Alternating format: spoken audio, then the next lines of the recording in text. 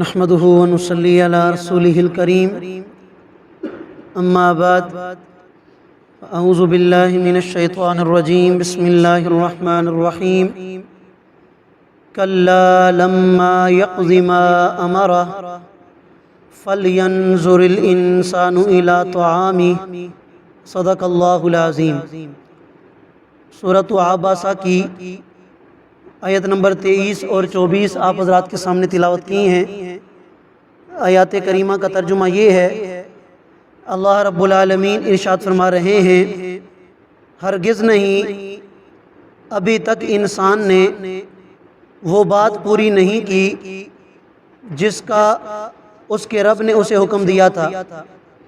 فَلْيَنْظُرِ الْإِنسان، پس چاہیے کہ انسان اپنے کھانے کی طرف دیکھ لے۔ اس سے ماقبل آیات کریمہ میں اللہ رب العالمین نے سورہ عبسہ کے اندر عقیدہ توحید، عقیدہ رسالت اور عقیدہ آخرت کے حوالے سے چند باتیں بیان فرمائی تھیں، جس میں ایک بات تو یہ آئی کہ اگر کسی انسان کے دل میں تڑپ موجود ہو، دین کی طلب موجود ہو، تو ایسے انسان کو ترجیح دینی چاہیے اس انسان پر کہ جس انسان کے دل میں طلب نہ ہو۔ چنانچہ نبی کریم صلی اللہ علیہ وسلم کا ایک واقعہ جو حضرت عبداللہ بن ام مکتوم رضی اللہ تعالیٰ عنہ کے ساتھ پیش آیا تھا، اس کا ذکر ماقبل میں گزر چکا ہے۔ آج جو آیات کریمہ آپ حضرات کے سامنے تلاوت کی ہیں، اس میں اللہ کریم ارشاد فرماتے ہیں کہ ہم نے انسان کو ایک حقیر نطفے سے پیدا کیا۔ انسان اپنی حقیقت پر غور کر لے، لیکن اس کے باوجود اس کے اندر اکڑ اتنی زیادہ ہے، اس کے اندر تکبر اتنا زیادہ ہے۔ کلا لما یقض ما امرہ، ابھی تک اس نے وہ بات پوری نہیں کی جس کا اس کے اللہ نے اسے حکم دیا تھا۔ اللہ نے ایمان لانے کا حکم دیا تو جو کافر ہیں وہ ابھی تک ایمان نہیں لائے۔ اللہ نے فرما برداری کا حکم دیا تھا تو جو ایمان لے آئے وہ ایمان لے آنے کے بعد نیک اعمال نہیں کرتے، گناہوں میں زندگی گزارتے ہیں، غفلت میں زندگی گزارتے ہیں۔ حالانکہ اللہ کا حکم تو یہ تھا کہ کلمہ طیبہ کا اقرار کر لینے کے بعد پوری زندگی کلمہ طیبہ کے تقاضوں کو پورا کرنا ہے، لیکن یہ انسان ابھی تک اللہ کی نافرمانی میں لگا ہے۔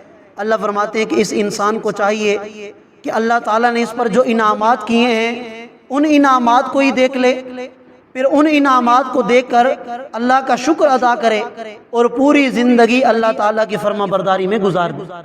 چنانچہ فرمایا کہ باقی انعامات کو چھوڑ دے، انسان صرف ایک کھانے والی جو نعمت ہے، کھانے پینے کا جو بندوبست اللہ تعالیٰ نے انسان کے لیے اس کائنات میں فرمایا ہے، اس نظام کو ہی دیکھ لے۔ انا سببنا الماء صبا، اللہ فرماتے ہیں کہ ہم نے اس کے لیے آسمان سے خوب پانی برسایا۔ ثم شققنا الارض شقا، پھر ہم نے اس کے لیے عجیب طریقے سے زمین کو پھاڑ دیا۔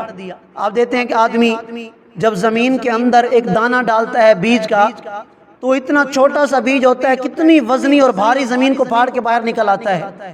تو اللہ فرماتے ہیں کہ زمین کو پھاڑنے والے تو ہم ہیں، اس دانے کے اندر کیا طاقت ہے؟ اللہ فرماتے ہیں کہ پھر عجیب طرح سے ہم نے زمین کو پھاڑا۔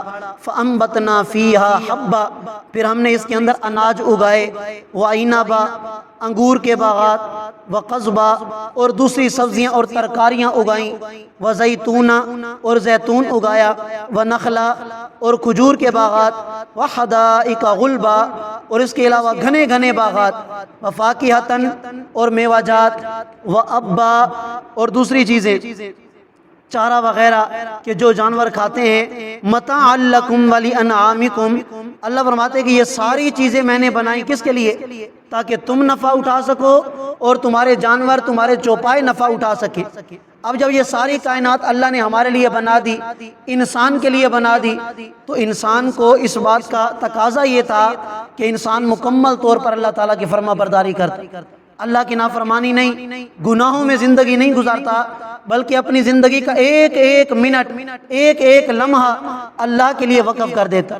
لیکن اگر انسان ایسا نہیں کرے گا تو اللہ کریم ارشاد فرماتے ہیں فَإِذَا جَاءَتِ الصَّاخَّةُ، تو پھر ایک دن آنے والا ہے کہ ایسی چیخ تم سنو گے جو تمہارے کانوں کے پردوں کو پھاڑ کے رکھ دے گی۔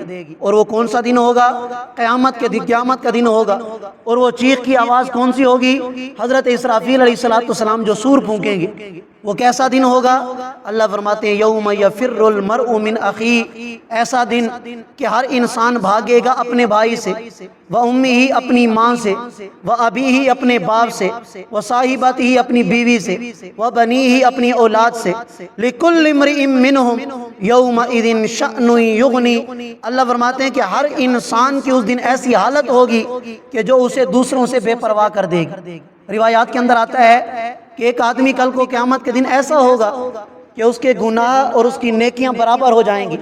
اللہ کریم ارشاد فرمائیں گے کہ جا میرا بندہ، ایک نیکی لے کے آ جا، میں تیرے لیے جنت کا فیصلہ کر دوں گا۔ وہ خوش ہو جائے گا کہ ایک نیکی تو کوئی مسئلہ ہی نہیں ہے، اتنے میرے رشتہ دار ہیں، دوست احباب ہیں، میرے بیوی بچے ہیں، کسی سے بھی ایک نیکی لے کر میں آ جاتا ہوں۔ چنانچہ وہ خوشی خوشی سب سے پہلے اپنے بھائی کے پاس جائے گا جو دنیا میں اس کا دست و بازو بنا ہوا تھا، اور اسے جا کے کہے گا کہ بھائی جان ایک نیکی کی ضرورت ہے، ہمیشہ کے لیے جہنم کی آگ سے بچ کر میں جنت میں چلا جاؤں گا۔ بھائی کہے گا نہیں بھائی، پتہ نہیں میرا کیا بنے گا، میں ابھی تجھے ایک نیکی نہیں دیتا۔ ماں کے پاس جائے گا، باپ کے پاس جائے گا، بیوی کے پاس جائے گا، بچوں کے پاس جائے گا، جن بچوں کے لیے ساری زندگی وہ وقف کر دیتا ہے، صبح سے لے کر شام تک، شام سے لے کر صبح تک لگا رہتا ہے۔ قیامت کے دن بچے ایک نیکی دینے کے لیے تیار نہیں ہوں گے۔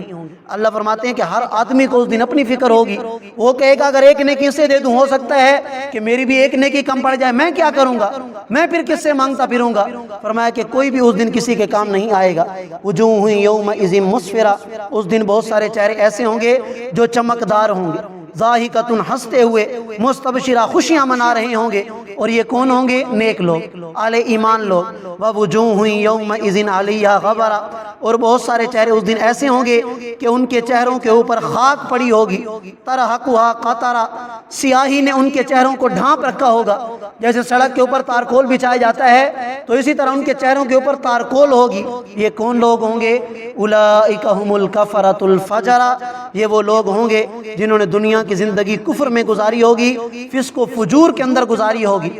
اسی سے پتہ چلتا ہے کہ اگر انسان آج موت سے پہلے اللہ سے صلح کر لے، اللہ نے ہمیں تو بہت بڑی نعمت عطا کر دی بن مانگے، اللہ نے ایمان عطا فرمایا، اس کے لیے ہم نے کوئی قربانی نہیں دی، ماں کی گود میں ہمیں کلمہ طیبہ کی نعمت مل گئی، باپ کی آغوش میں اللہ نے قرآن و سنت جیسی نعمت عطا فرما دی۔ اب صرف اتنی بات ہے کہ ہم اس کی قدر کریں اور موت سے پہلے اللہ کو راضی کر کے اس دنیا سے جائیں، تاکہ کل کو قیامت کے دن اس طرح کے احوال سے ہمیں نہ گزرنا پڑے، اور اللہ تعالیٰ اپنی رضا کے صدقے ہمیں جنت الفردوس میں اعلیٰ مقام عطا فرما۔ اللہ تعالیٰ ہم سب کو سمجھنے اور عمل کرنے کی توفیق عطا فرمائے۔ جزاکم اللہ۔